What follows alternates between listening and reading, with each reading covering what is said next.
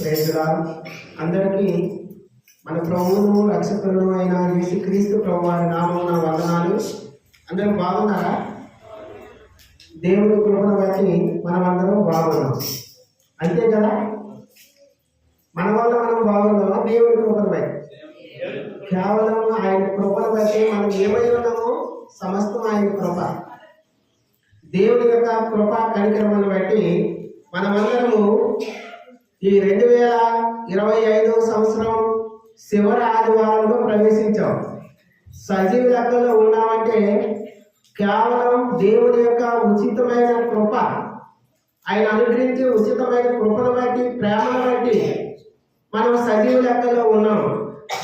ప్రియమైన దేవుని బిడ్డలారా, 2025 చివరి ఆదివారంలో మనం దేవుడు మన పక్షాన ఉంటూ, నీ పక్షాన నా పక్షాన ఉంటూ మనకి ఎన్నో మేలు, ఎన్నో ఉపకారాలు చేస్తాడు.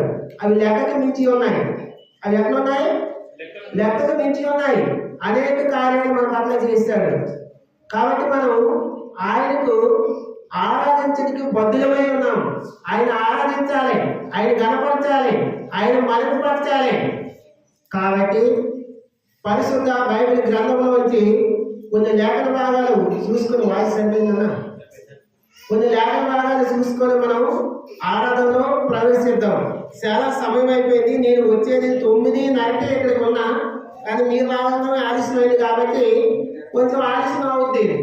ఎందుకంటే ఆలస్యం అవుతుండేది. నేను వచ్చిన వాళ్ళు ఎక్కడైనా ఒక 20 నిమిషాలు 10 నిమిషాలు ఆలస్యం అవుతుంది. ఓకేనా? సరే, చూద్దాం. కీర్తన గ్రంథము రండి. ఆరాధన కోసం కొన్ని లేఖన భాగాలు చూసుకొని మనం ఆరాధనలో ప్రవేశిద్దాం. కీర్తన గ్రంథము, దావీదు కీర్తన 103. కీర్తన గ్రంథం 103 1, 2 వచనాలు చదువుకుందాం. అందరం కలిసి బిగ్గరగా చదువుకుందాం. నా ప్రాణమా యెహోవాను సన్నుతించుము, నా అంతరంగమునందున్న సమస్తమా ఆయన పరిశుద్ధ నామమును సన్నుతించుము. నా ప్రాణమా యెహోవాను సన్నుతించుము, ఆయన చేసిన ఉపకారములో దేనిని మరవకుము. ఆయన చేసిన ఉపకారంలో దేనిని మరవకూడదంటున్నాడు దావీదు భక్తుడు. దావీదు మహారాజు ఒక గొప్ప రాజుగా ఉంటూ, ఒక భక్తుడిగా ఉంటూ, ఒక ప్రవక్తగా ఉంటూ దావీదు మహారాజు దేవుడు చేసిన మేలు వేటిని మరవకూడదు.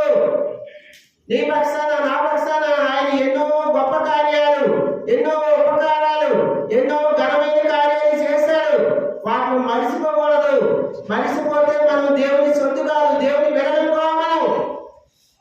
కాబట్టి మనం అవసరం ఏంటంటే దేవుడు మన పక్షాన చేసిన మేలు ఉపకారాలు, దేవుడు మన పక్షాన చేసిన మేలు ఉపకారాల గురించి ఒకసారి మనం చూసుకుందాం. ఈ 2025 సంవత్సరంలో దేవుడు నీ పక్షాన నాకు తోడుగా ఉంటూ ఎన్నో మేలు ఉపకారాలతో నింపాడు. ఆయన చేసిన మేలు, దేవుడు నీ పక్షాన నా పక్షాన ఉంటూ మనకు చేసిన మేలు ఉపకారాలు ఏంటి ధ్యానించే ముందు చిన్న ప్రార్థన చేసుకుందాం. పరిశుద్ధుడా, ప్రేమ కలిగిన పరలోకపు తండ్రి, యేసయ్యానికి స్తోత్రాలు, వందనాలు, స్తుతులు చెల్లించుకుంటున్నాం ప్రభా. ఇదిగో తండ్రి, ఆరాధన వర్తమానంలో ప్రవేశించక ముందు ప్రభా నీ పాదాల పట్టుకుని బతిమలాడుకుంటూ నీ అభిషేకం నా పైన ఉంచమని, ఇదిగో తండ్రి, కింద కూర్చున్న ప్రజలకి బోధించే యోగ్యత లేని వాడిని, జ్ఞానం లేని వాడిని, అయోగ్యాన్ని ప్రభా నీ కృప కనికరం చేత నన్ను అభిషేకించి వాడుకోమని, నాతో మాతో మాట్లాడమని, నిన్ను ఎలా గణపరచాలో, మహింపరచాలో, ఆరాధించాలో మాకు నేర్పించి సాయం చేయమని, నువ్వు చేసిన మేలు ఉపకారాలు బట్టి ఆరాధించే వారిగా సిద్ధపరచమని ప్రభా మీరే సాయం చేసి మహిమ పొందమని, సమస్త ఘనత మహిమ ప్రభావాలు పొందుకోమని నజరేయుడైన యేసుక్రీస్తు నామములో అడిగి బతిమలాడి వేడుకుంటున్నాం ప్రియ పరలోకపు తండ్రి. ఇంకొకసారి కీర్తన గ్రంథం 103:1-2 చదువుకుందాం. నా ప్రాణమా యెహోవాను సన్నుతించుము, నా అంతరంగంలో ఉన్న సమస్తమా ఆయన పరిశుద్ధ నామమును సన్నుతించుము. నా ప్రాణమా యెహోవాను సన్నుతించుము, ఆయన చేసిన ఉపకారములో దేనిని మరొకము. దేవుడు మన పక్షాన ఉంటూ మనకు చేసిన ఉపకారాలు ఏందో చేద్దాం రండి. యెహెజ్కేలు గ్రంథము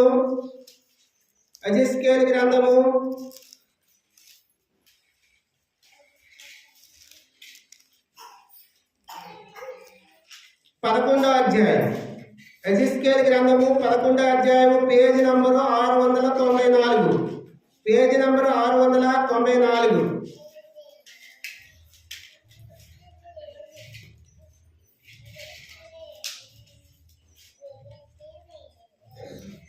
పద్దెనిమిదవ వచనం. 11వ అధ్యాయము 18వ వచనం. యెహెజ్కేలు గ్రంథము 11వ అధ్యాయము 18వ వచనం చదువుకుందాం. చదవండి, ఎవరైనా బిగ్గరగా చదవండి. వారు అక్కడికి వచ్చి అక్కడ తాముంచి ఉన్న విగ్రహములను తీసివేసి తాము చేసి ఉన్న ఏయ క్రియలు చేయట మానుదురు. తాము చేసి ఉన్న ఏయ క్రియలు చేయట మానుదురు. ఒకప్పుడు నీ నా జీవితంలో మనము ఎలా ఉన్నామయ్యా అంటే, దేవుడు మన పక్షాన ఏం కార్యాలు చేశాడంటే, మొట్టమొదటిగా మనము ఏమైన క్రియలు చేసే వారిగా ఉన్నాము. ఎలా ఉన్నాము? ఏమైన క్రియలు, చెడ్డ క్రియలు, దేవుడికి ఇష్టమైన క్రియలు చేసేవారుగా ఉన్నాము. నేను ఆ జీవితాల్లో రక్షణ, మార్మస్సు, బాప్టిజం, పాప క్షమాపణ వల్ల లేనప్పుడు ప్రేమైన దేవుని వల్ల ఎన్నో ఏమైన క్రియలు చేసేవారుగా ఉన్నాం. ఏ క్రియలు దేవుడికి అసహ్యకరమైన క్రియలు చేసేవారుగా ఉన్నాం. ఆ సమయంలో ఆ దేవాది దేవుని కుమారుడు ఆ పరమను విడిచిపెట్టి ఈ భూలోకానికి వచ్చి నీ కోసము నా కోసము తను కలవరిశిలో రక్తం కాచి ప్రాణం పెట్టి మన పాపాల కోసము, మన ఏమైన క్రియల కోసము, మన దోషాల కోసము ఆయన మరణించి ఆ ఏ క్రియలు, దేవునికి ఇష్టమైన క్రియలు చేసిన నిన్ను నన్ను ఈ రోజు ఈ దేవుని సన్నిధికి, దేవుని మందిరానికి నడిపించి మంచి క్రియలు చేసేవారుగా చేశాడు, నిలబెట్టాడు. ఒకప్పుడు మన జీవితం చూస్తే ఎంతో శతకాయ క్రియలు, ఎంతో ఏమైన క్రియలు, అసహ్యకరమైన క్రియలు, పాప క్రియలు చేసే నిన్ను నన్ను, దేవునికి అసహ్యకరమైన క్రియలు చేసే నిన్ను నన్ను ఈ రోజు దేవుడు నిన్ను నన్ను మంచి క్రియలు చేసేవాడిగా నిలబెట్టాడు. అందులో బట్టి ప్రభా, ఒకప్పుడు నా జీవితం నీకు ఇష్టం కాదని నీకు ఏమైనా క్రియలు చేసేవాడిగా ఉన్నాను. ఈ దినం నన్ను మంచి క్రియలు చేసేదానిగా నిలవబెట్టావు. నీ శుద్ధిగా చేసుకున్నావు. నీ రక్తం ద్వారా నన్ను కడిగి పరిశుద్ధపరిచి పవిత్రపరిచావు. అందుని బట్టి నిన్ను ఆరాధిస్తున్నా. ఒకప్పుడు మన జీవితం ఏమైన క్రియలు, చెడ్డ క్రియలు, పాపం క్రియలు చేసేవాడు. ఇప్పుడు మంచి క్రియలు చేసేవాడుగా దేవుడు మనల్ని నిలవబెట్టినందుకు ప్రభా, నువ్వు చేసిన ఉపకారాన్ని బట్టి నీకు వందనాలు చెల్లించుకుంటున్నావు అని ఆరాధన చేయాలి. యోహాను సువార్త 3వ అధ్యాయం చూడండి. యోహాను సువార్త 8వ అధ్యాయం. యోహాను సువార్త 8వ అధ్యాయం చూడండి. యోహాను సువార్త 8వ అధ్యాయం. యోహాను సువార్త 8వ అధ్యాయము 3వ వచనం చదవండి. 8:3. శాస్త్రులను, పరిసయ్యులను వ్యభిచారమందు పట్టబడిన ఒక స్త్రీని తోడుకుని వచ్చి ఆమెను మధ్య నిలబెట్టి, బోధకుడా, వ్యభిచారం చేయించుండగా పట్టబడిను అట్టి వారిని రాళ్ళను సంపవలనని ధర్మశాస్త్రములో మోసే మనకు ఆజ్ఞాపించింది కదా. ఆయనను నువ్వేమి చెప్పుచున్నావని ఆయన అడిగిరి. చాలమ్మా, అదల్లా ఆ స్టోరీ మనకు తెలిసింది. పాపం చేత పట్టబడిన ఒక స్త్రీ ఉంది, వ్యభిచారం చేసి. ఆమె పరిసయ్యులు, శాస్త్రులు తీసుకుని వచ్చి ప్రభువు ముందు నిలవబెట్టి, మోసే ధర్మశాస్త్రంలో పాపం చేసిన వాళ్ళతో పట్టబడి సంపమని ఉంది కదా, నువ్వేం చేస్తావు అన్నప్పుడు ప్రభువు నేల మీద రాసుకుంటూ, చేతితో రాసుకుంటూ, మీలో పాపము లేని వాడు మొట్టమొదటిగా రాయితో అన్ని కొట్టాలి. పాపం లేనివాడు ఎవరైనా ఉన్నారంటే దేవుడు తప్ప ఎవరు పాపం లేనివాడు ఎవరు లేరు. పరిశుద్ధి లోకంలో ఎవరు లేరు. ఆయన తప్ప, ఆయన ఒక్కడే పరిశుద్ధుడు, ఆయన ఒక్కడే పవిత్రుడు. ప్రేమ దేవుడి వచ్చారా, దేవునికి అసహ్యకరమైన క్రియలు, ఏమైన క్రియలు చేసి పాపం చేత పట్టబడిన వారు అందరము దారి తప్పిపోయి ఉన్నవారే, పాపంలో పడిపోయే వారే. అలాంటప్పుడు దేవాది దేవుడు ఈ లోకానికి వచ్చి మన పాపాల కోసం, మన దోషాల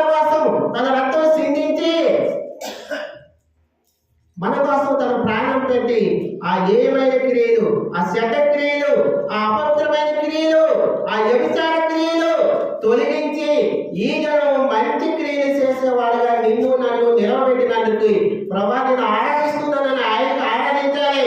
ఒకప్పుడు మన జీవితంలో ఏమైనా క్రియలు చేసి ఇప్పుడు మంచి క్రియలు చేసేవాడుగా నిలవబెట్టడానికి మొట్టమొదటిగా ఆయన ఆరాధన చేయాలి.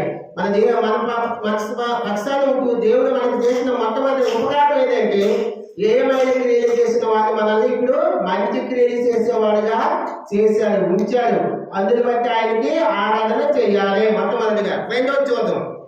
యెహెజ్కేలు గ్రంథము 11వ అధ్యాయము 19వ వచనం. 11వ అధ్యాయము 19వ వచనం. వారు నా కట్టెలను నా విధులను అనుసరించి గైకొన్నట్లు నేను వారిని శరీరంలో నుండి రాతి గుండెని తీసివేసి వారికి మాంసపు గుండెను ఇచ్చి వారికి ఏక మనసు కలగజేసి వారి యందు నూతనాత్మని పుట్టించును. యెహెజ్కేలు గ్రంథము 11వ అధ్యాయము 19వ వచనంలో వారు నా కట్టడలను నా విధులను అనుసరించి గైకొన్నట్లు నేను వారిని శరీరంలో నుండి రాతి గుండెని తీసివేసి వారికి మాంసపు గుండెని ఇచ్చి తిని చాలన్న. దేవుడు మన పక్షాన్ని చేసింది ఏంటంటే మనం ఒకప్పుడు ఎట్లా ఉన్నాము, ఇప్పుడు ఎలా ఉన్నామంటే ఆయన యొక్క దేవుని యొక్క కట్టడలను దేవుని యొక్క విధులను అనుసరించిన వారుగా ఉన్నాము. ఒకప్పుడు దేవుని ఆజ్ఞలను దేవుని యొక్క కట్టడలను మనము అనుసరించిన వారుగా ఉండేవారము. ఇప్పుడైతే అనుసరించే వారుగా దేవుడు చేశాడు. అందుకని దేవునికి ఆరాధన చేయాలి. దేవుని ఆజ్ఞలు, దేవుని విధుల్ని, దేవుని యొక్క కట్టడల్ని అనుసరించిన వారుగా ఉన్న వాళ్ళని ఇప్పుడు దేవుడు మన పక్షానంటూ మన కోసం తన ప్రాణం పెట్టి దేవుని యొక్క ఆజ్ఞలు విధులు గైకొనేవారుగా అనుసరించేవారుగా చేసినందుకు ఆరాధన చేయాలి. నిర్గమాకాండం 20వ అధ్యాయంలో ఉంటాయి చూడండి. నిర్గమాకాండము 20వ అధ్యాయం. దేవుని యొక్క ఆజ్ఞలు విధులు 1 నుంచి 17 వరకు అదల్లా చదువుకుంటే చాలా ఉంటాయి. అదల్లా అవసరం లేదు మనకి. కొన్ని చూద్దాం. నిర్గమాకాండము 20వ అధ్యాయం చదువు.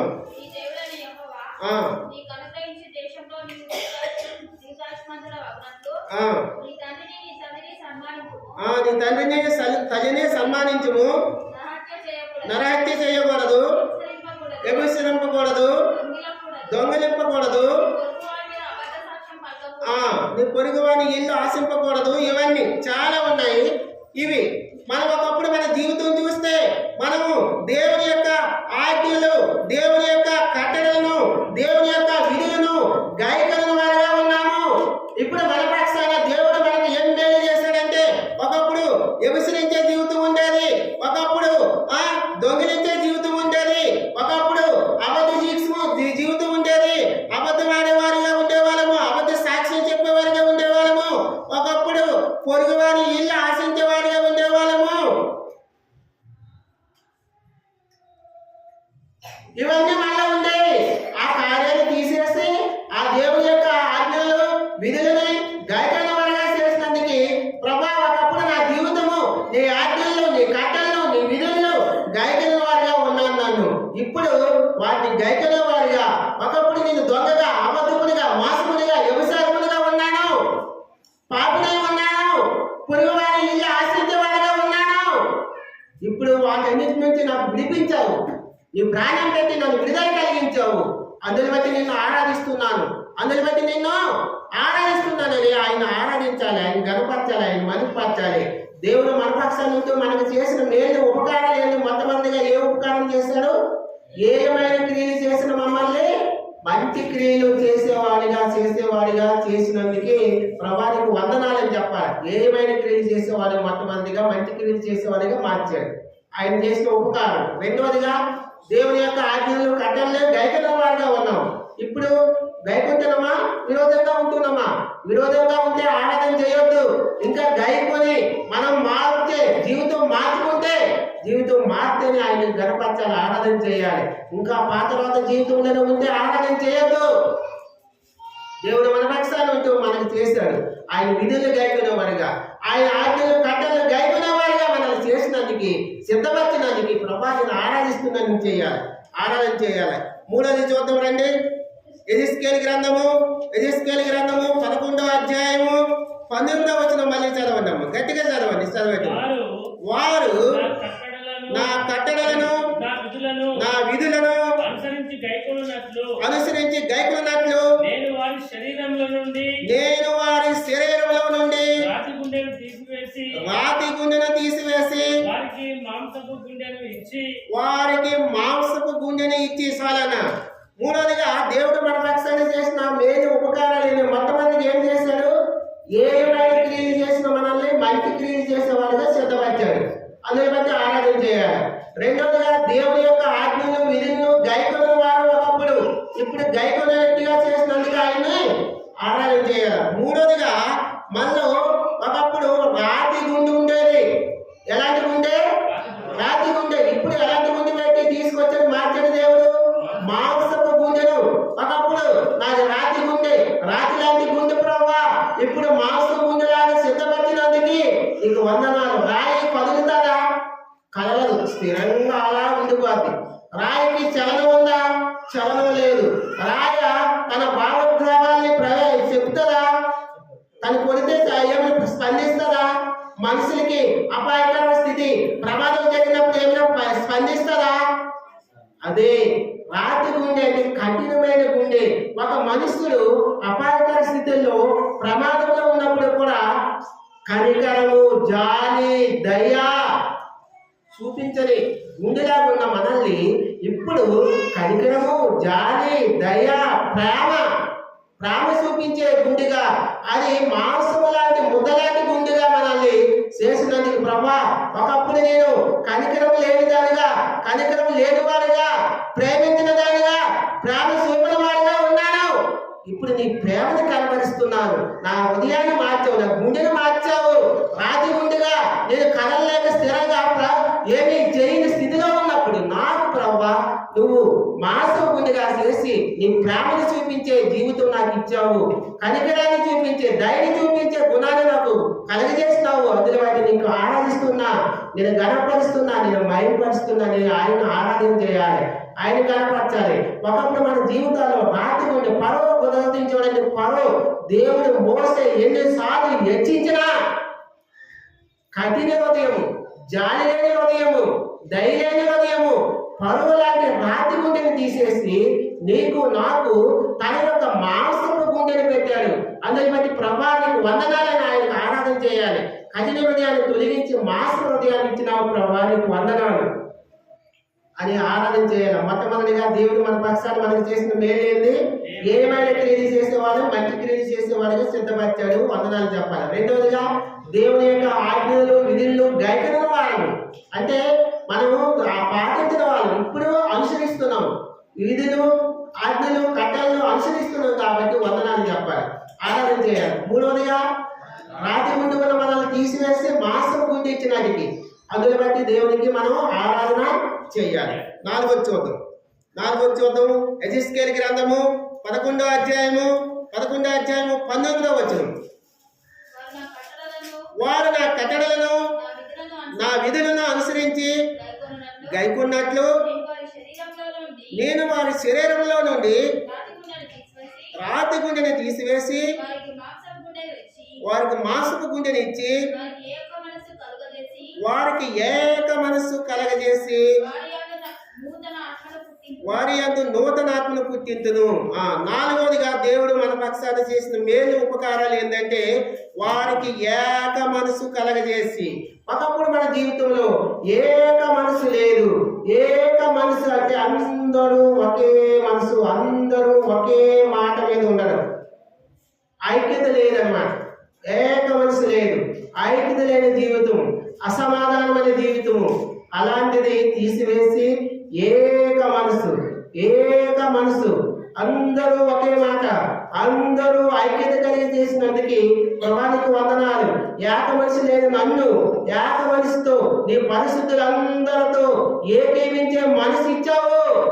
ఒకప్పుడు ఒకరు పరిశుద్ధులతో ఏకీవించే మనసు లేదు, పరిశుద్ధులతో అసమాధానంగా ఉన్న నన్ను ఈ దినము ఈ రోజు సమాధానపరిచి ఈ దినము అందరూ ఏకీవించే మనసు, ఏక మనసు నాకు ఇచ్చావు ప్రభా.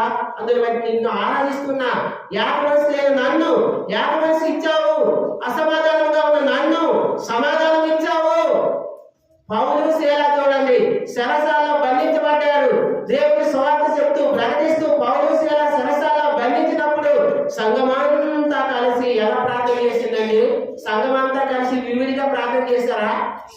ఎలా కలిసారు? ఏక మనసు కలిగి అందరూ ఏకీవించి చేసినప్పుడు ఏం జరిగింది? సరసాల పునాదులు కదిలించబడ్డాయి.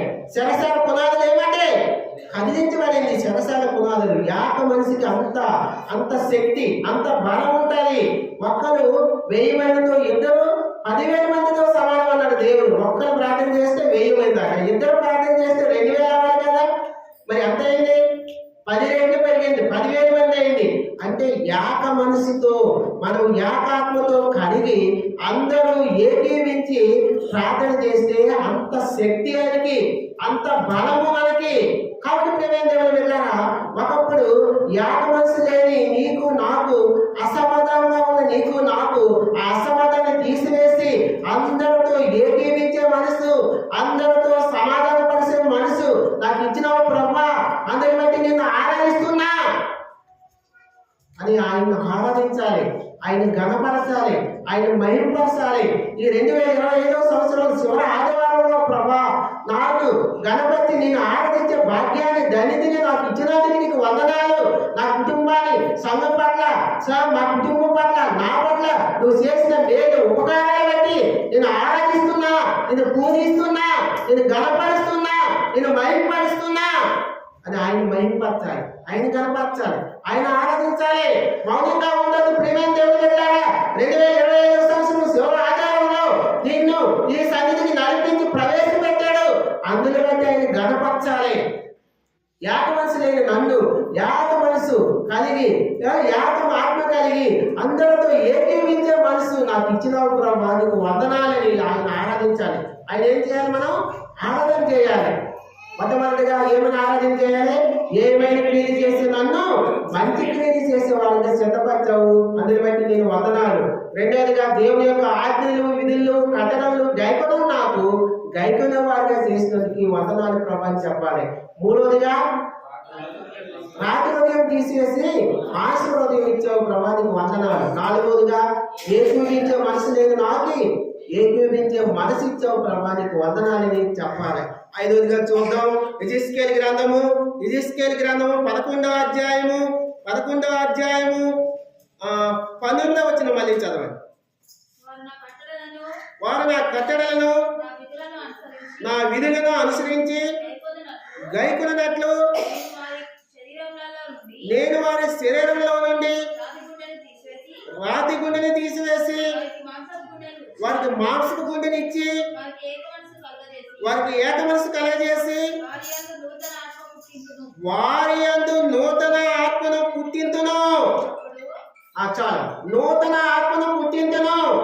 నూతన ఆత్మలైన నన్ను నిన్ను దేవుడు నూతనమైన ఆత్మని సిద్ధపరిచాడు. యెహెజ్కేలు గ్రంథము 36 చూడండి ఒకసారి. 36 యెహెజ్కేలు గ్రంథం 36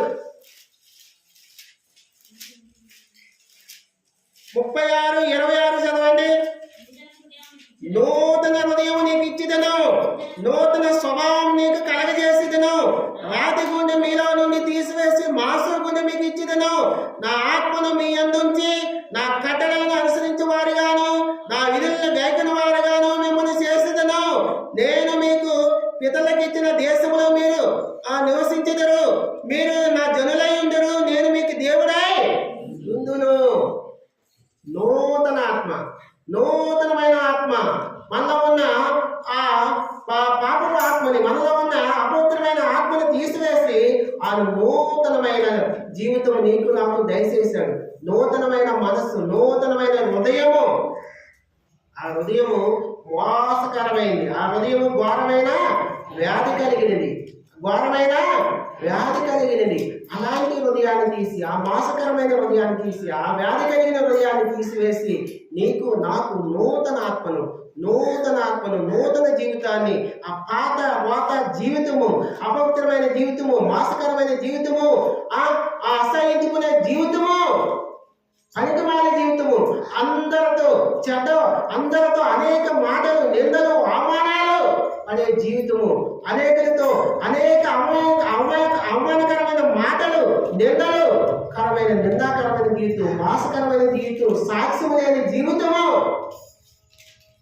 తాగుడు జీవితము, బానిసత్వ జీవితము, మోసం చేసే జీవితము, వీటన్నిటినీ అలాంటి జీవితాన్ని తీసేసి నూతనమైన జీవితము, నూతన ఆత్మను నీకు నాకు కలిగజేస్తావు ప్రభా. నాలో నా ఆత్మ మోసకరమైంది, వ్యాధి కలిగిన హృదయము, అలాంటి తీసేసి నాకు ప్రభా నూతన ఆత్మను నూతనంగా నాలో కలిగజేస్తావు. ఆ పరిశుద్ధాత్మ నాలో ఉంచావు. అందుకొరకే నిన్ను ఆరాధిస్తున్నా అని ఆయన ఆరాధించాలి. నూతన ఆత్మ మనలో ప్రవేశపెట్టాడు దేవుడు. నూతనం. ఆ ఆత్మ పాపంలో జీవిస్తే, పాపంలో చనిపోతే అది నిత్య నరకానికి పోతుంది ఆత్మ. అలాంటి ఆత్మని ఆయన మన పాపాల కోసం, మన దోషాల కోసము ఈ లోకానికి వచ్చి, ఈ పరమ నుంచి దిగి వచ్చి ఆయన కలవరి శిలువలో కన్నీరు కార్చి, రక్తాన్ని సిందించి మన కోసం ప్రాణం పెట్టాడు. ఎందుకో తెలుసా? నువ్వు నేను ఆ నిత్య రాజ్యంలో ఉండాలని, ఆ పరలోక రాజ్యంలో ఉండాలని, ఆ ఆత్మ ఎక్కడి నుంచి వచ్చిందో అక్కడికి మళ్ళీ పోవాలంటే పాపంలో జీవించి, పాపంలో మరణిస్తే ఆ ఆత్మ పాపంలో నిత్య నరకంలో కాలిపోతుంది. అగ్ని ఆరదు, పురుగు సాగదు. అగ్నిలో యుగాలు మనం ఆత్మ నశించిపోవాలి, ఆత్మ కాలిపోతూ ఉండాలి. అందుకోసమే ఆయన తన ప్రాణం పెట్టి నీకు నాకు ఆ నూతన ఆత్మను ఇచ్చాడు. నూతన ఆత్మను ఇచ్చాడంటే మన పాపాలు క్షమించాడు, మన దోషాలు కొట్టివేశాడు, మన అపరాధాలు కొట్టివేశాడు. అదే నూతన ఆత్మ, నూతన జన్మ అంటే బాప్తిస్మం తీసుకున్నాం కదా, మన పాపాలు క్షమించబడ్డాయి కదా. అదే మోసకరమైన ఆత్మ, అదే పాపాలు క్షమించబడ్డాయి అంటే మనం నూతన ఆత్మని పొందుకున్నాము. నూతన ఆత్మను ఆయన దయచేసాడు మనకి. అందుని బట్టి ప్రభువా, నూతన ఆత్మను నాకు ఇచ్చినందుకు, నా పాపాలు క్షమించినందుకు నీకు వందనాలు అని ఆయనకు ఆరాధన చేయాలి. ఆరోగ్యంగా చూద్దాం రండి. యెహెజ్కేలు గ్రంథము 12వ అధ్యాయము 2వ వచనం. నరపుత్రుడా తిరుగుబాటు చేయువారి మధ్య నీవు నివసించుచున్నావు.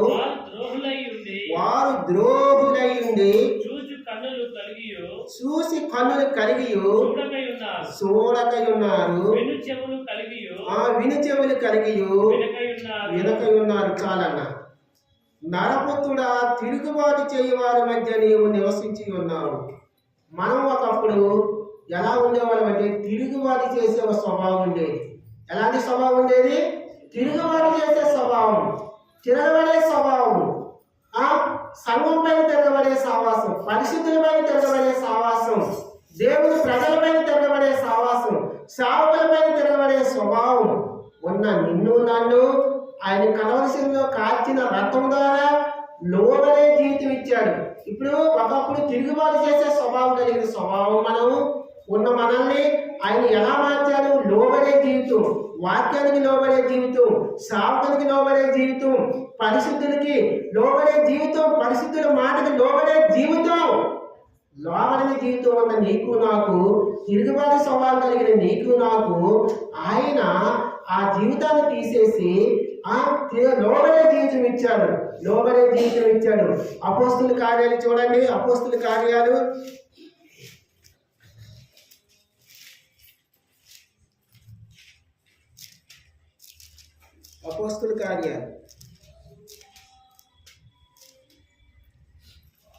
8వ అధ్యాయం. అపోస్తుల కార్యాలు 8వ అధ్యాయము 2వ వచనం 3వ వచనం చదవండి. సౌలైతే ఇంటింటా వచ్చి పురుషులను స్త్రీలను ఇచ్చుకొని పోయి చెరసాల్లో వేయించి సంగమున పాలు చేయించుండెను. చాలమ్మ. సౌలు తన జీవితంలో ఒకప్పుడు ఎలా ఉండేవాడు? తిరుగుబాటు స్వభావం, దోషకుడిగా, అంతకుడిగా, హింసకుడిగా ఉండేవాడు. సంఘాన్ని, పరిశుద్ధుల్ని దూషించే స్వభావం, హింసించే స్వభావం, చిత్రహింసలు పెట్టే స్వభావం. సౌలు జీవితంలో అయితే హత్య చేసే స్వభావం, నరహత్య, నరులు సంపించే స్వభావము, ఏ దోషము ఏ తప్పు చేయకుండానే పరిశుద్ధ బిడ్డల్ని, దేవుని ప్రజల్ని, దేవుని బిడ్డల పైన దాడి చేసి వాళ్ళకి హత్య చేసే స్వభావం సౌలులో ఉండేది.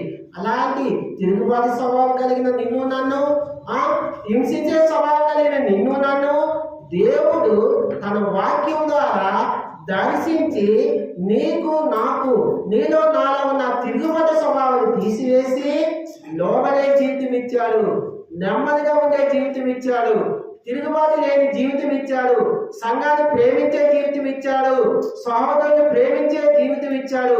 అందుని బట్టి ప్రభా, ఒకప్పుడు నా జీవితము సౌలులాగా అపొస్తలుడైన పౌలుగా మాత్రమేలాగా సౌలుగా ఉన్నప్పుడు తన జీవితం ఎట్లా ఉండేదో నా జీవితం కూడా అట్లనే ఉండేది. తిరుగుబాటు స్వభావము, దూషించే స్వభావము, హత్య చేసే స్వభావము, దూషకుడిగా ఉండే స్వభావం ఉండేది. ఇప్పుడు నా జీవితాన్ని మార్చావు, లోబడే జీవితం ఇచ్చావు, ప్రేమించే జీవితం ఇచ్చావు, సమాధానంగా ఉండే జీవితం ఇచ్చావు. అందుని బట్టి నీకు వందనాలని ఆయన ఆరాధన చేయాలి, ఆయనకి ఆరాధన చేయాలి. మనం మొట్టమొదటిగా ఏమైన క్రియలు కలిగిన నీకు నాకు మంచి క్రియలు కలిగే జీవితం ఇచ్చాడు. అందుని బట్టి దేవుడు మన పక్షాన ఉద్ధారం చేశాడు, ఆరాధన చేయాలి. రెండవదిగా దేవుని యొక్క ఆజ్ఞలు విధులు గైకొలను మనకి గైకొన వారిగా చేసినందుకు ఆయనకు ఆరాధన చేయాలి. మూడవదిగా రాత్రి ఉదయం తీసేసి మాసపు పూజను ఇచ్చినందుకు ప్రభానికి వందనాలని చెప్పాలి. నాలుగవదిగా ఏక మనసు లేని మనల్ని ఏక మనసు ఏకీభవించే మనసు ఇచ్చినందుకు ఆరాధన చేయాలి. ఐదవదిగా ఏదమ్మా నూతన ఆత్మను కలిగేసినందుకు ఆరాధన చేయాలి. ఆరోదిగా తిరుగుబాటు స్వభావం కలిగి జీవిస్తున్న పౌల్లాంటి జీవితం కలిగి జీవిస్తున్న నన్ను సౌలులా ఉన్నప్పుడు సౌలు ఎలా జీవించాడో పౌలుగా మార్చబడక ముందు ఆ స్వభావంలో జీవించిన నన్ను లోబడే జీవితం నేర్పించావు ప్రభా, నీ వాక్యానికి లోబడే జీవితం ఇచ్చావు. అందుని బట్టి ఆరాధిస్తున్నాను, ఆరాధన చేయాలి. చివరిగా పాయింట్ చూసుకుని మనం ఆరాధనలో ప్రవేశిస్తాం. యెహెజ్కేలు గ్రంథము 12వ అధ్యాయము 2వ వచనం మరొకసారి చదువుకుందాం. నరపుత్రుడా, తిరుగుబాటు చేయవారి మధ్య నీవు నివసించుచున్నావు, వారు ద్రోహులై ఉండి చూసి కన్నులు కలిగి చూడకయున్నారు, విని చెవులు కలిగి చాలక చూసి చెవులు కలిగి చూసి కన్నులు కలిగి చూడకున్నారు. అంటే ఎట్లా ఉన్నారు? ఆత్మీయ నేత్రాలు బుద్ధితనంతో ఉంది, అంతే కదా. ఆత్మీయ నేత్రాలు ఎట్లా ఉన్నాయి? బుద్ధితనంతో. కన్నులు ఉన్నాయి కానీ చూడలేకపోతున్నారంటే పాపంలో ఉన్న, శాపంలో, దోషంలో ఉన్న ఆత్మీయ నేత్రాలు, మనోనేత్రాలు మూయమై ఉన్నాయి. ఆత్మీయ మనోనేత్రాలు బుద్ధితనంతో ఉంది. అలాంటి జీవితంలో జీవిస్తున్న నిన్ను నన్ను దేవుడు మన యొక్క ఆత్మీయ నేత్రాలు తెరవబడ్డాయి. ఒకప్పుడు మనం పాపంలో, దాసములో, అపరాధంలో, మోసములో, నిందల్లో జీవిస్తున్న నిన్ను నన్ను వాటన్నిటినీ తీసివేసి మన ఆత్మీయ మనోనేత్రాలు తెరవబడ్డాయి. అపోస్తుల కార్యాలయం చూడండి, అపోస్తులైన పౌలు ఇక్కడ అపోస్తులైన పౌలు ఆత్మీయ నేత్రాలు తెరవబడ్డాయి. 9వ అధ్యాయం చూడండి, 9వ అధ్యాయం అపోస్తుల కార్యాలు 9వ అధ్యాయము 17 చదవండి. 17, 18. అననీయ వెళ్ళి ఆ ఇంట ప్రవేశించి అతని మీద చేతులుంచి, సౌలా, సహోదరుడా, నీవు వచ్చిన మార్గంలో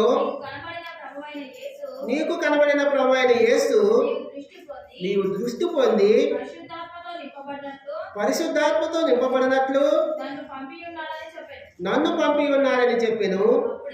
అప్పుడే అతని కన్నుల నుండి పొరల వంటివి రాలగా దృష్టి కలిగి లేచి బాప్తీసం పొందెను. తర్వాత ఆహారం పుచ్చుకొని బలపడెను. సౌలైతే పౌలుగా మార్చబడక ముందు మనోనేత్రాలు గుడ్డితనంతో ఉన్నాడు.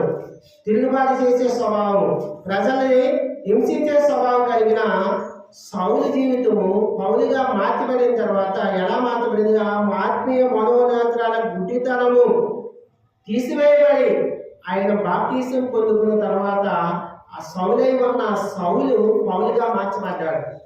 పౌలుగా మార్చబడ్డాడు. ఆ ఆత్మీయ మనోనేత్రాల గుడ్డితనం తొలగించబడింది. మన జీవితంలో కూడా ఒకప్పుడు పాపం అంటే ఎంతో ఇష్టంగా ఉండే మనల్ని ఆ పాపం అంటే అసహించుకునే జీవితం ఇచ్చాడు. అది ఆత్మీయ మనోనేత్రాల గుడ్డితనం నుంచి విడుదల పొందడం అంటే అది. పాపానికి ఇష్టపడే వ్యక్తి ఆ పాపాన్ని అసహించుకునే వ్యక్తిగా చేయబడమే ఆత్మీయ మనోనేత్రాలు తెరవబడ్డాడని అంటే. ప్రభా, ఒకప్పుడు నేను పాపంలో మనోనేత్రాల గుడ్డితనంలో జీవిస్తున్నా, నన్ను నా మనోనేత్రాల గుడ్డితనం తొలగించి మనోనేత్రాల గుడ్డితనం తొలగించినావు, అందరి మధ్య నేను ఆరాధిస్తున్నానని ఆయన ఆరాధన చేయాలి. దేవుడు మన పక్షాన్ని చేసిన ఎన్నో మేలు, ఎన్నో ఉపకారాలు ఉన్నాయి. వాటిని బట్టి ఆయన మనము ఆరాధించే వారిగా చేద్దాం. దేవుడు మన పక్షాన్ని ఏమి చేశాడు? మొట్టమొదటిగా ఏమైనా క్రియలు కలిగిన మనల్ని మంచి క్రియలు కలిగే వారిగా, మంచి జీవితం జీవించే వారిగా, ఒక సాక్షాత్మైన జీవితం జీవించే వారిగా చేసినందుకు వందనాలు చెప్పాలి. రెండవదిగా ఆయన యొక్క ఆజ్ఞలు, కట్టడలు, విధులను గైకొనడం మనము ఇప్పుడు గైకొనే వారిగా చేసినందుకు ప్రభానికి వందనాలను ఆరాధన చేయాలి. మూడవదిగా రాతి గుండెలా కలిగి ఉన్న మనల్ని మాంసం గుండెలా సిద్ధపరిచినందుకు వందనాలు చెప్పాలి. నాలుగవదిగా ఏక మనసు ఏకీపించే మనిషి లేనా నీకు నాకు ఏకీపించే మనసు ఇచ్చావు ప్రభా అని వందనాలు చెప్పాలి. ఐదవదిగా నూతన ఆత్మను నాలో కలగజేసావు, అందరి మధ్య నేను ఆరాధిస్తున్నాను, ఆరాధన చేయాలి.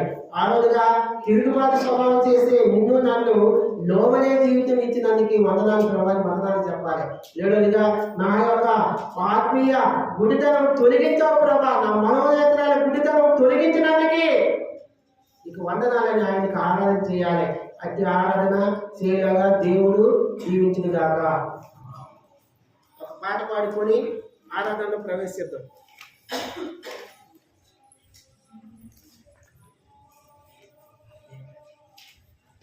రండి.